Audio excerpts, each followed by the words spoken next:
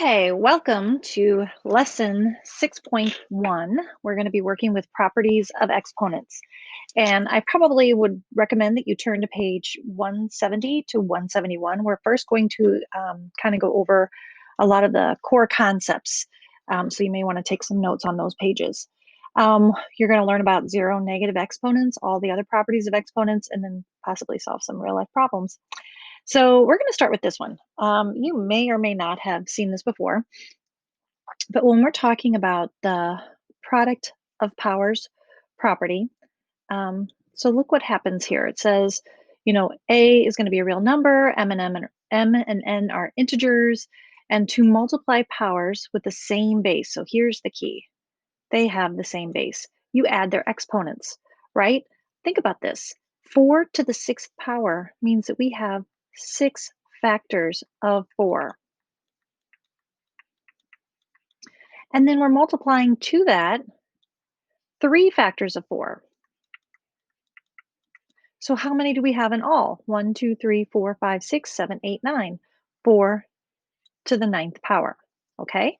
So when the base is the same, here's the algebra notation. A to the m times a to the n is equal to a to the m plus n. You can add the exponents only when the bases are the same.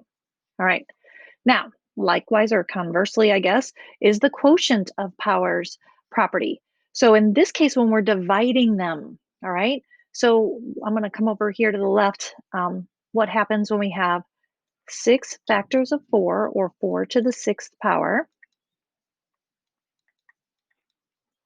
We're dividing that by 3 factors, or 4 to the 3rd power. So what happens is this 4 and this 4 would cancel out and become a factor of 1. This 4 and this 4 would cancel out, become a factor of 1, right? Because we can cancel out or simplify, and then we're left with 3 factors of 4 in the numerator. So we subtract the exponents when the base is the same. So you have 4 to the 6th power divided by 4 to the 3rd power. 6 minus 3 is a positive 3, and that's going to be important later when we do the negative ones. So we have 4 cubed. Okay, so when we have the base is the same, you subtract exponent. Here again, remember we cannot have the real number a be a 0 because we cannot divide by 0. Algebra, it's undefined. All right. So now a power of a power property. This is when we want to find a power of a power. We're going to multiply the exponents. So 4 to the 6th cubed. So that's like basically saying that we have 4 to the 6th power times 4 to the 6th power times 4 to the 6th power. And remember what we did up here in the product of powers? We added the exponents when the base was the same. So that's 6 plus 6 plus 6 is 18, and 6 times 3 is 18. So notice that this power is in parentheses being raised to a power raised to a power. That's how we multiply the powers. Okay, so you can take m times n. All right, so we've kind of gone over those now. It's going to get fun. Here we go. The zero property. Okay, so this is saying 4 to the 0 power is 1. Any non-zero number a, doesn't matter what that is, right? A to the 0 is equal to 1. 100 to the 0 power is equal to 1. And we can't, the 0 to the 0 power is undefined. Now, let's think about this. Let's go back to the quotient power. Remember when we had 4 to the 6 over 4 cubed, and we said that's equal to 4 to the 6 minus 3, which is 4 to the 3. Okay, that's kind of in the last slide. What if we had 4 to the 6th over 4 to the 6th, and we apply the same subtraction property to the exponents? We have 4 to the 6th minus 6, which is 4 to the 0, and we're saying that's equal to 1. We'll take a look at what we started with. I like to call these fancy forms of 1, right? Anything divided by itself is equal to 1. And so this kind of like proves that 4 to the 0 is equal to 1 and why that is. What does that mean? It's because we took like 2 exponents of whatever they were and subtracted them. So it is always equal to 1. So anytime you see that, you're going to be replacing it with the factor of 1. This is where it gets tricky. Negative exponents. So the a to the negative n is the reciprocal of a to the n. All right, so what does that mean? So we have 4 to the negative second power, right? We can imagine this is over 1. We take the reciprocal and we make it positive. So this whole thing on top can go down to the bottom to the denominator and become positive. Likewise, if we had 1 over 4 to the negative second power, right? That kind of whole thing wants to go up to the top to become 4 squared over a positive 1. So anytime you have a negative exponent, you have to take the reciprocal of the base and then rewrite it with a positive exponents, because in math, we really simplify those negative exponents to what they actually mean, okay? And if you're not sure, the next time you're in the classroom, take a look at the um, um, place value chart that's above the chalkboard or the whiteboard. And what this means, like here, when we have this, we have 1 over 4 squared. Well, 4 times 4 is 16. So it's 1/16. It's a decimal. It's a very small value. So look at the place value chart and you'll see those negative exponents in there. So we're going to be working with and evaluating and simplifying all of these properties. Okay, one more. The power of a product and the power of a quotient. So when we have a power of a product, that means we have something inside the parentheses that's being multiplied together, right? And I know that hmm, like you're thinking, oh, well, I just go ahead and do the parentheses first. Like I can take, 6 to the fifth power. Um, Okay, so you could, with these two numbers right here, absolutely make this 6 to the fifth power, because 6 to the fifth power is equivalent, right? Order of operations, parentheses first. But what if we had, this? We had 3a to the fifth power. All right. So what we have to understand is we can now evaluate this when it's an expression inside there, when there's a product or something being multiplied, because this 5 would apply to the 3 and it would apply to the variable in this case. Okay. So that's what this is showing you right here.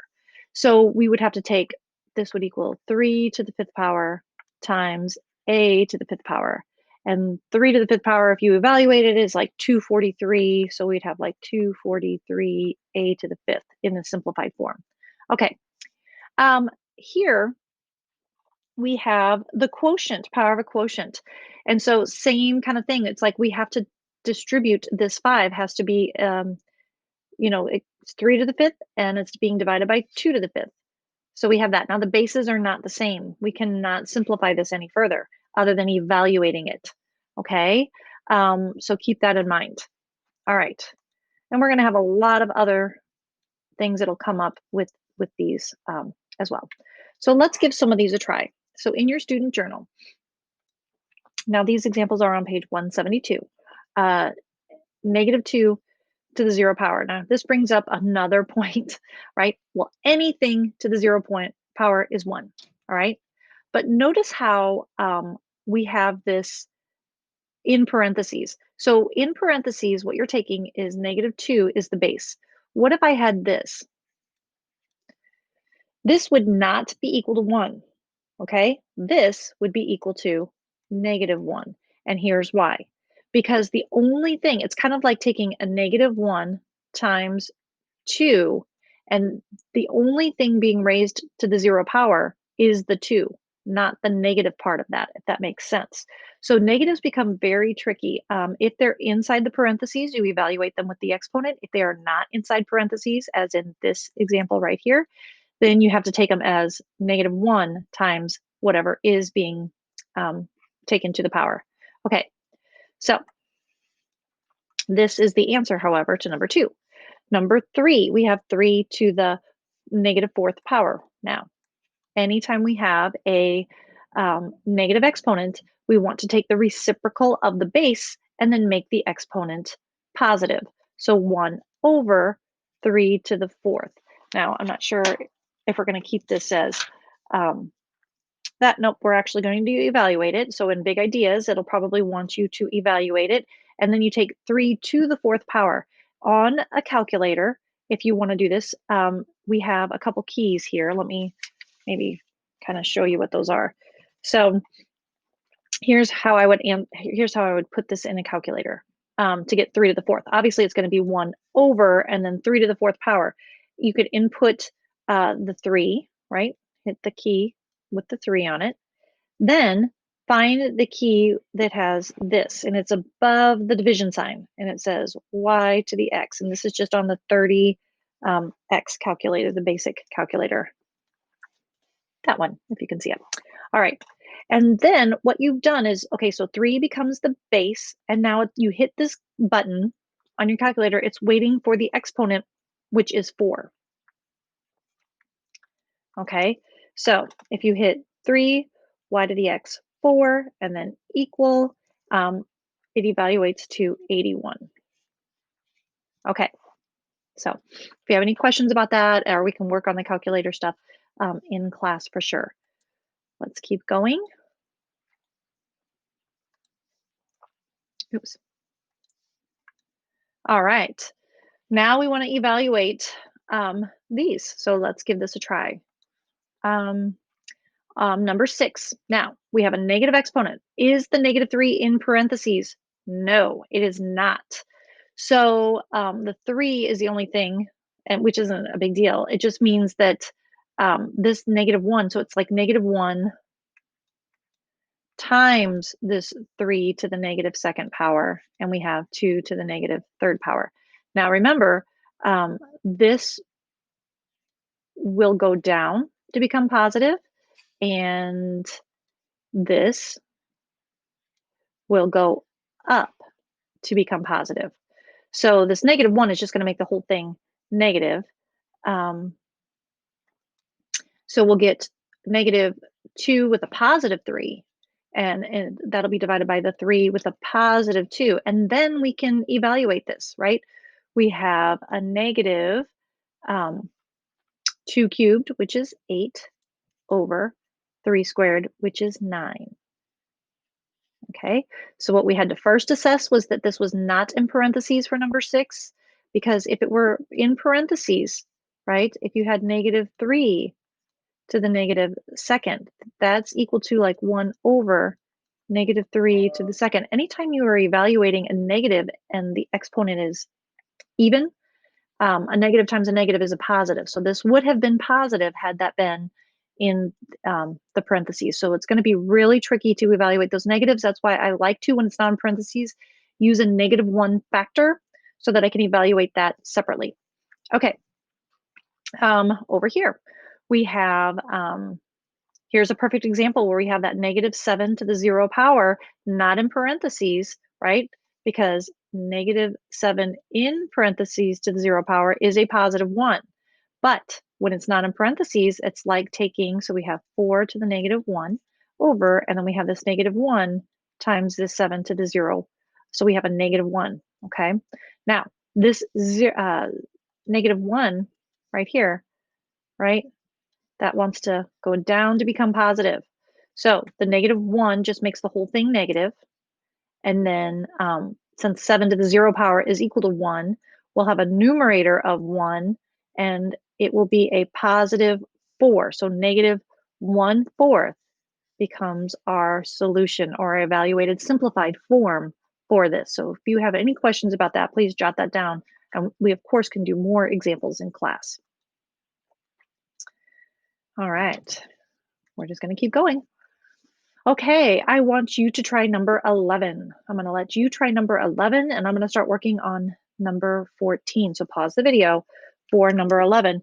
Keep in mind, or turn back to page 170 and 171 with the power properties to keep them all straight. Okay, here we go. So we have a lot of things going on over here. We have this that wants to go down, right? This needs to go up, and this needs to go up. All right, 2 cubed is perfectly fine where it is. It's already a positive exponent. So anytime we want to work with these, we want to simplify the expression, and then write your answer with only positive exponents. Whenever we combine any like numbers and variables, we'll evaluate the number part of it to make it simple, more simplified instead of leaving numbers with exponents. So lots going on here, okay? And then we also have this c to the 0, which is a factor of 1, all right? All right, so I'm going to rewrite this. Since my 8 to the negative 1 is going to go up, I will have 8 times. Now, a to the 2 cubed is up here, right? So we have 2 cubed in the numerator. The a will go to the denominator, but the b will come back to the numerator. All right. So we'll have b to the 5th. And then all that is going to be over a to the cubed. All right. So 2 cubed is 8. So we're going to have 8 times 8, or 64 b to the 5th. And then you can't evaluate a variable. So this becomes our simplified version, okay? So all we've done is we've taken the negatives from the bottom and we brought them to the top. We took the negative from the top and we moved it to the bottom. And the reason that 2 cubed stayed on top is it's positive, okay? So it did not need to be simplified other than to change it to an 8 so that we have 8 times 8 and evaluate it so that we could get our 64. All right.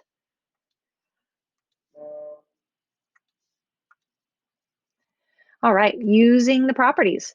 So this is the quotient property. The base is the same. Notice that the negative is in parentheses. So I can simplify by taking negative 2 to the 7 minus 5 power.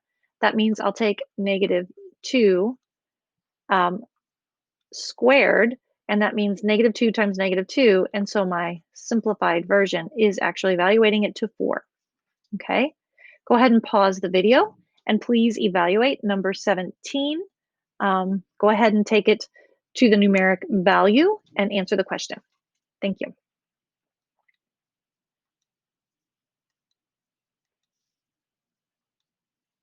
All right, moving right along, using more properties. Now we have a power taken to a power. So this is a place where we're saying, okay, we have a to the negative 4th, and that's a factor 2 times. So it's like a to the negative 4 times a to the negative 4. So we're multiplying these. So we have a to the negative 4 times 2, and that's going to be a to the negative 8. But it's not simplified until we have the positive exponents. So in this case, we want the reciprocal of a, which is 1 over a to the positive 8. 1 over a to the positive 8. Okay. All right. Number 20. Please go ahead and work out number 20. Your hint will be evaluate the numerator and then combine it and evaluate in with the denominator. So you have the property, product property, and then the quotient property that you will be evaluating.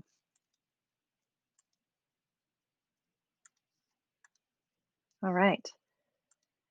Then number 22. Now we have the power of a product. We have negative 3. So all of this to the negative 3 power, right? So we have a couple things going on. We know that that gets distributed, okay? So that's going to be like negative 3 to the negative 3 power times f to the negative 3 power. Now remember that if it's a negative 3 exponent, we want the reciprocal of this. So we want 1 over, and then we'll have negative 3 cubed times f cubed. When you take and you have an odd exponent, 3, and a negative number, we know the whole thing is going to be negative. So we know that we'll have it's like taking 3 cubed, and that's going to be a negative. So we'll have a negative 1 over, and then 3 cubed is 27, and then f cubed for our answer. All right. Number 23. Number 23, this in your book is a negative. So we want to make sure that, ooh, that's not even written very neatly. Make sure, I don't know why when that copies, it doesn't copy correct. I don't know why. Um, like it's just a screenshot, so why can't it show up? I don't know. All right. We have a couple different things that we're doing here, right? We're taking this 4 to the negative 3 and x to the negative 3. So we have 4 to the negative 3 power, and we have that over x to the negative 3 power. If it's a negative exponent, you know that it basically isn't happy where it is. It kind of, this wants to go down and this wants to go up. So we could take x cubed over 4 cubed, and then we can evaluate. 4 times 4 is 16, and 16 times 4 is 64. Okay, so our answer is x cubed. Now, here's a little shortcut. The book won't show you this, but I will. All right, so what the book does not tell you is that, remember we talked about this, that this negative 3 is being applied to a base, and this whole quotient is the base. Well, when you have a negative exponent, you're taking the reciprocal of the base. And we did that individually here with 4 to the negative 3 over x to the negative 3. But if 4 over x is the base, we could actually rewrite it like this and say, well, I actually have x over 4 to the positive 3 value, and then go right to this stage or the simplification to get it to the x cubed over 64. So that's another option. And sometimes when I'm dealing with things that have a lot going on inside the parentheses and a negative exponent being applied to everything, you can take the reciprocal of what's inside, um, to start with. Okay. All right. So let's give this a try. Um, keep going. I mean, just let's keep going because that's what we're going to be doing. This is a long video. I do apologize. All right. Um, so here we go. A couple other things that we're going to have you work on and practice is some scientific notation. And if you recall, scientific notation is in the form where you have c times, 10 to the n. This c is an integer or a rational number. It's a rational number, and it's greater than 1. Okay, so 1 is less than or equal to c, which is less than or equal to, 10. All right, so this decimal number can, actually, it's not going to be equal to 10. It's going to be less than. Yeah, 1 is less than or equal to c, but c can be less than 10. Oh my.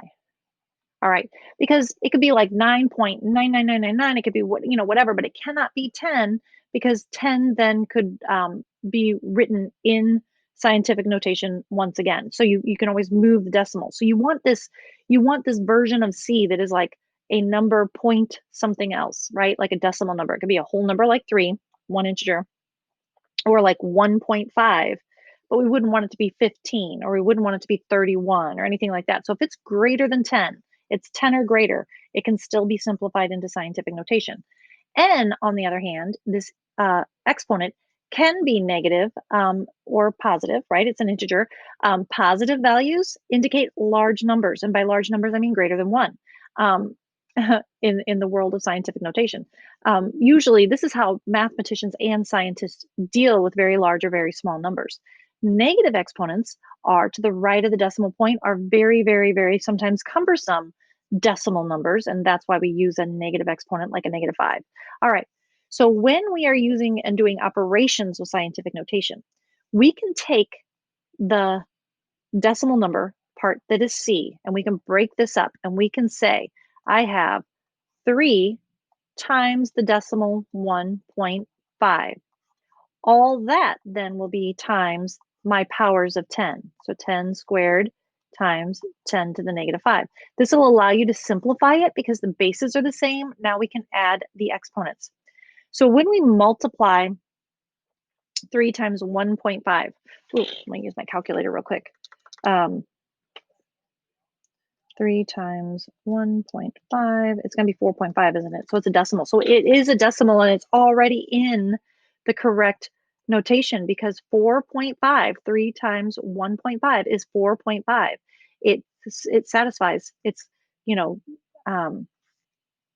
between 1 and less than 10, greater than 1, less than 10. Now we can do times this 10, and we have 2 plus -5, right? To simplify the exponent. So we have 4.5 times 10, and when we take 2 plus -5, it simplifies to a -3. Now, I believe in the book and on Big Ideas, it's going to ask you to write it in scientific notation and also in standard notation. So this is one form of the answer. When we write it in standard notation, we write it as a decimal number without the power of 10. So this -3 is telling us that this number is small. It's less than 1, which means that if I'm going to move this decimal point 3 places, I want to go left to show, like, a number less than 1. So to do that, I'm going to take my 4.3, and if I move it to the left 3, 1, 2, 3, to write it in standard form, I write it like this. This is the decimal version or standard form of the scientific notation. Okay. On number 53, when we're dividing numbers in scientific notation, again, we want to break it up, and we will first work with the decimal form. Then we will work with the quotient of that. So hold on one second. So we're going to take 6.4 and divide that by 1.6. Then we're going to take our 10 to the 7th and divide that by 10 to the 5th, which means we're going to do the 7 minus 5. All right. So when we take 6.4 and divide 1.6, I get 4. Well, there you go. Sometimes you're going to get a value or a number, and it's going to make you have to change that into scientific notation as well. Then we're going to take this, and we'll do the 10, 7 minus 5.